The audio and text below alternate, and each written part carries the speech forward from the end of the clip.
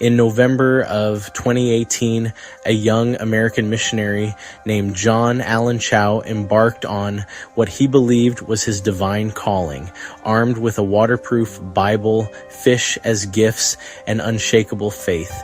He was about to encounter one of the last uncontacted peoples on earth. A child no older than 10 drew back his bow. The arrow pierced Chau's Bible, a warning he tragically ignored. Despite this clear message, Chau returned the next day. Local fishermen, paid to ferry him to his fate, watched from their boat as the islanders dragged his body across the sand. John Allen Chau became the latest casualty in a centuries-old conflict between isolation and intrusion. His death made global headlines, but the real story of North Sentinel Island runs far deeper. This is the story of humanity's last frontier, a place that has spawned wild internet theories, government cover-up conspiracies, and dangerous obsessions, where Victorian colonizers committed acts that echo through generations, creating an unbreachable wall of mistrust, home to people whose genetic lineage stretches back 60,000 years to humanity's first great migration, who have perfected survival skills that modern civilization has forgotten, and why the world has finally learned that sometimes the greatest respect we can show is to stay away. Prepare to discover the shocking truth about the world's most dangerous island. If you're fascinated by the hidden mysteries of our world, make sure to subscribe to Science and History Archives for more incredible stories that will blow your mind. North Sentinel Island sits like an emerald jewel in the Bay of Bengal, roughly the size of Manhattan. From above, it appears as an untouched paradise. No roads, no buildings, no trace of modern civilization. Protected by treacherous coral reefs that have claimed countless ships. The Sentinelese people have called this island home for an estimated 60,000 years, making them one of the oldest continuous civilizations on Earth. They live in small family groups, building simple, lean-to shelters that can be quickly relocated. Their technology appears Stone Age, but their craftsmanship is extraordinary. They hunt wild pigs and monitor lizards with deadly accuracy, gather tropical fruits, wild honey, and tubers with encyclopedic knowledge passed down through generations. They harvest crabs and mollusks from the coral reefs, living in perfect balance with their environment. Genetically, the Sentinelese are among the most unique humans on Earth, carrying DNA variants found nowhere else. They are direct descendants of the first humans to migrate out of Africa, a living link to our species' ancient past. With only 50 to 100 individuals, they represent one of the smallest and most vulnerable populations on the planet. Any attempt to approach their shores is met with immediate and coordinated resistance. Their message is clear and unwavering. Outsiders are not welcome. For over a century, every contact attempt has ended in violence, confusion, or death. Today, Indian law enforces a 5 nautical mile exclusion zone, making any approach a criminal offense. But why this extreme hostility? The answer lies buried in a dark history of colonial violence and cultural trauma that shaped their worldview forever. Stay tuned as we uncover the shocking truth behind their isolation. In our hyper-connected world, North Sentinel Island has become the ultimate internet obsession. Sensational headlines paint the Sentinelese as savage killers from the Stone Age. They've become internet memes, the subject of dark humor and wild speculation. Online conspiracy theorists claim the island hides secret government facilities, alien crash sites, or ancient treasures. Doctored satellite images supposedly show mysterious structures and hidden installations, all completely fabricated, but spreading faster than the truth. The island has been romanticized as the ultimate adventure destination, the final frontier for thrill seekers. Fake Google reviews joke about unfriendly locals and poor cell phone reception. This digital mythology inspired John Allen Chau to see the island as a challenge to conquer rather than a people to respect. The internet has turned real people with real lives into cartoon villains and punchlines. This dehumanization echoes centuries of colonial propaganda used to justify violence against indigenous peoples. Real anthropologists who have studied the Andaman Islands paint a very different picture. The Sentinelese are not savage killers, but intelligent people protecting their home and their lives. Their hostility is not born of ignorance, but of hard-learned wisdom about the deadly consequences of contact. History shows that contact with outsiders has decimated indigenous populations through disease, with mortality rates reaching 90% in some cases. The Indian government's protection isn't just about respecting their wishes, it's about preventing genocide. The real story isn't about savage killers or mysterious secrets. It's about respecting the right of a people to exist on their own terms. But how did they end up so isolated in the first place? The answer takes us back 60,000 years to one of humanity's greatest journeys. Don't forget to hit that like button if you're learning something new.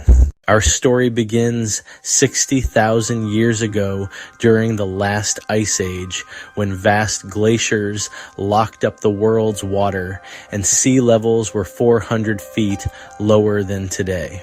The first modern humans were leaving Africa in one of history's greatest adventures. They walked across land bridges that are now deep beneath the ocean, reaching Southeast Asia and the exposed Andaman landmass. As the Ice Age ended and glaciers melted, rising seas slowly swallowed the land bridges. The Andaman landmass fractured into islands, trapping small groups of people in isolation. North Sentinel became an island prison, but also a sanctuary. DNA studies of neighboring Sentinelese tribes reveal they split from other human populations between 25,000 and 42,000 years ago. The Sentinelese belong to the Negrito peoples, characterized by dark skin, tightly curled hair, and small stature.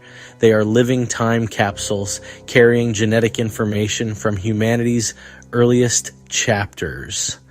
Over millennia, they perfected survival skills that put modern survivalists to shame. They hunt wild pigs and monitor lizards with bows that can accurately hit targets at 50 yards.